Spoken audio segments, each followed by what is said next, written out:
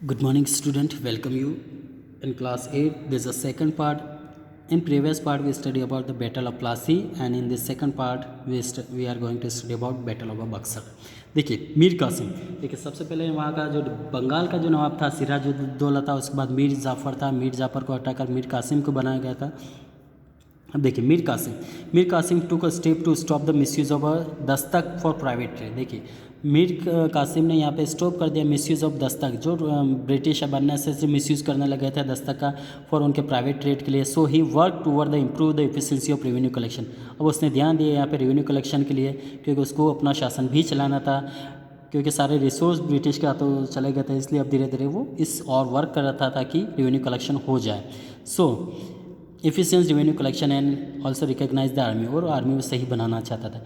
The British wanted to prepare rule of but Mir Qasim wanted to independent their control. देखिए British चाहते थे कि वो मीर कासिम को भी प्रिपेयर बना के रखे अपने हाथों की कठपुतली, बस मीर जाफ़र चाहता था, इंडिपेंडेंट रहना चाहता था। ठीक है, 10 वार वाज इन्वेटेबल, इसलिए वहाँ पे वार की इन्वेटेबल लग रहा था कि अब वार होगा दोनों के बीच में, क्योंकि ब्रिटिश चाहते थे मीर कासिम को कठपुतली बनाना, और मीर कासिम नहीं चाहता था किसी भी सूरत में को कठपुतली बन के रहे। So Mir Qasim allied with the Nawab of Awadh and Mughal emperor Shah Alam. देखिए अब मीर कासिम ने मदद लिया यहाँ पे नवाब ऑफ अवध के नवाब की, और मुगल एम्पर शाह आलम द्वितीय जो था उनकी मदद लिया। And their combined force confronted British force at the battle of Buxar, और इन तीनों की कंबाइंड फोर्स बनी और तीनों ने मिलकर ब्रिटिश को चैलेंज किया in the battle of Buxar. ठीक है, इन अक्टूबर 1764 में बैटल ऑफ बक्सर लड़ा गया, जहाँ पे तीनों आर्मी थी, बंगाल जो मीर कासिम का, शाह आलम और मुगल अवध का नवाब, तीनों की आर्मी एक साथ ब्रिटिश के सामने आई। The British emerge victorious. देखिए तीन आर्मी होने के बावजूद भी ब्रिटिश यहाँ पे विजय रहा। मीर कासिम एस्केप, और मीर कासिम वहाँ से पूरी तरह स्केप हो चुका।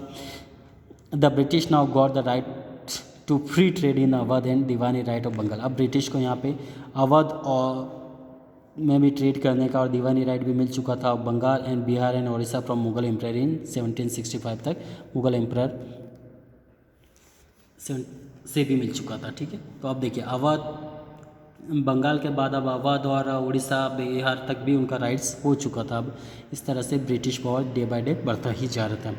The political power was in the hand of the British. देखिए पॉलिटिकल पावर पूरी तरह ब्रिटिश के हाथों में आ चुका था। Mir Jafar was again made the Nawab of Bengal, और मीर जाफ़र को वापस दोबारा यहाँ बंगाल का नवाब बनाया गया। ही हैड टू पे यूज सम ऑफ मनी। अब देखिए यहाँ पे इसको बहुत बड़ा सम जो पैसे का है सम देना पड़ा था। As a company wanted more and more to meet its war expense and expand its territory, और कंपनी को बहुत ज़्यादा पैसा लग रहा था। वो अपनी कंपनी चाहती थी, वो अपने एक्सपेंसेस बढ़ रहे थे, उसको पूरा करने के लिए और अपनी टेरिटरी एक्सपांड करने के लिए वो ज़्यादा से ज़्यादा पैसे की डिमांड कर रही थी, और मीर जाफ़र को ये सारी डिमांड पूरा करना पड़ रही थी।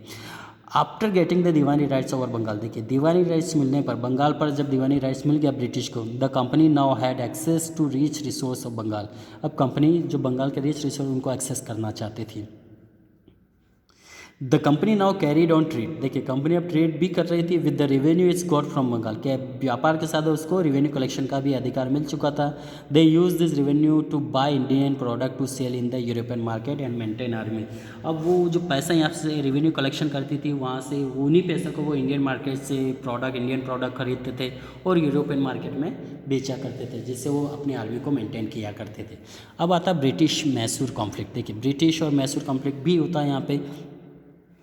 Mysore was an important state under the leadership of two great ruler. देखिए मैसूर यहाँ पे इन दोनों के बीच में बहुत ही बड़ा इंपॉर्टेंट सेंटर माना जाता है, state under the leadership of two great ruler Hyder Ali and Tipu Sultan के शासन का बहुत इंपॉर्टेंट सेंटर रहा है, क्योंकि दोनों ही मैसूर के शासक रहे हैं। हैदर अली मेन शासक रहा, उसके बाद उनका बेटा टीपू सुल्तान वहाँ का शासक बना था। The British wanted to annex the Mysore. British Mysore को भी अपने अधीन करना चाहते थे, because it had a flourish spice trade. देखिए वो जो फ्लोरिश स्पाई ट्रेड वहाँ पे काफ़ी फ्लोरिश हुआ था। ऑल्सो मैसूर वाज एन अले of the French who were the helping them modernise there army, और मैसूर वाज इन अले ऑफ फ्रेंच। देखिए मैसूर फ्रेंच के अधीन था, उनके साथ मिला हुआ था। Who were the helping them in modernise there army, और फ्रेंच उनको उनकी आर्मी को मॉडर्नाइज करने में मदद कर रहे थे। So also they had a profitable spice and sandalwood trade, इसलिए वहाँ पे उनको स्पाइस और सैंडलवुड ट्रेड काफ़ी प्रॉफिटेबल तौर पे मिल रहा था। So the British realise that threat pose by Hyder Ali. अब ब्रिटिश को रियलाइज़ हुआ कि यहाँ पे हैदर अली उनके लिए खतरा है। सो 4 एंग्लो मैसूर वार वर फॉट। देखिए 4 यहाँ पे एंग्लो मैसूर, अंग्रेज और मैसूर के बीच में युद्ध लड़े गए हैं बिटवीन 67 टू 99। देखिए ये लगभग 30 साल का अंतराल था, 30-32 साल का, जिसमें 4 युद्ध लड़े गए थे। Tipu Sultan succeed his father Ali, Hyder Ali. देखिए हैदर अली के बाद उनका बेटा टीपू सुल्तान वहाँ का शासक बना एंड कंटिन्यू द वार्स। ठीक है, उसके बाद उसने कंटिन्यू किया वार। द थर्ड एंग्लो मैसूर, देखिए यहाँ पे थर्ड के बारे में जिक्र हुआ है। Third Anglo Mysore war was fought between the British and Tipu Sultan. देखिए मतलब 3 जो शुरू के वार थे वो हैदर अली और अंग्रेज़ों के बीच में लड़े गए थे, और 2, और तीसरा टीपू सुल्तान और ब्रिटिश के बीच में लड़ा गया था in 1790 and this time the British triumphed. ठीक है, and the war was concluded the treaty of Srirangapatnam, और यहाँ पे श्रीरंगपट्टनम में ट्रीटी हुआ था in 1792।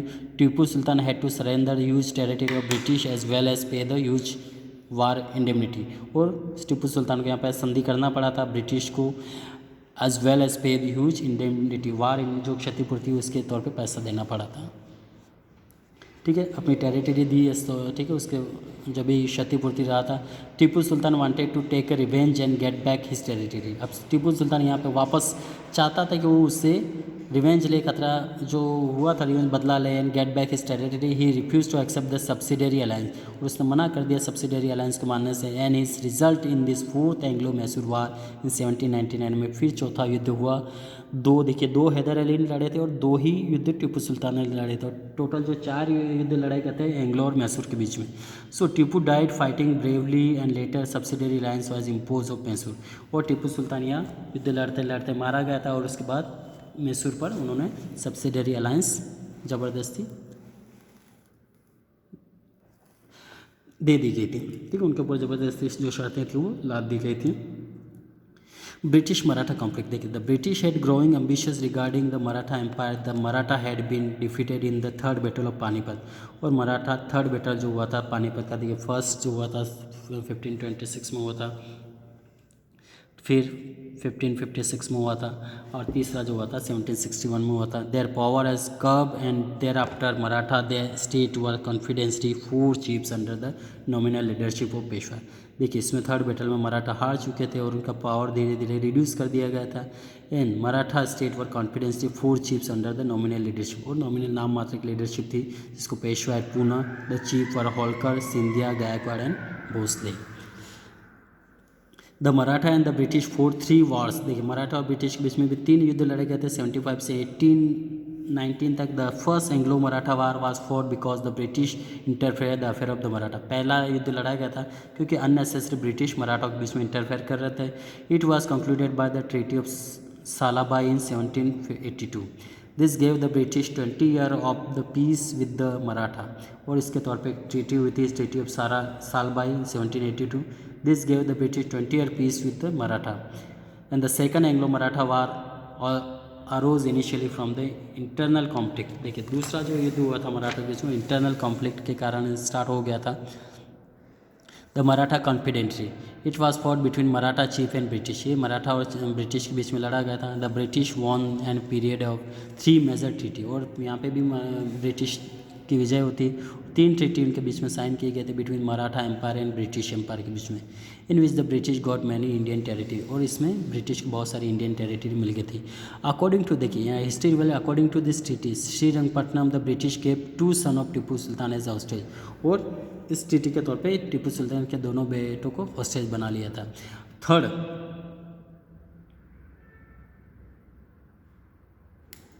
Third Anglo Maratha war was a desperate attempt by the Maratha. देखिए ये भी डिससेपरेट अटेम्प्ट था by the Maratha to regain their independence. ठीक है, वो वापस अपनी आज़ादी चाहते थे लेकिन वहाँ पे भी सक्सेस नहीं हुए। They were defeated and now British become supreme authority in India, और यहाँ पे मराठा पूरी तरह ठीक है हार चुके थे। अब यहाँ पे ब्रिटिश की सुप्रीम अथॉरिटी बन चुकी थी इंडिया में। The Maratha empire completely ended after this war, और इस वार के बाद मराठा का एम्पायर पूरी तरह खत्म हो चुका था। And the पेशवाज pension of Bithoor, और अब इनको पेंशन दिया जाने लगा था।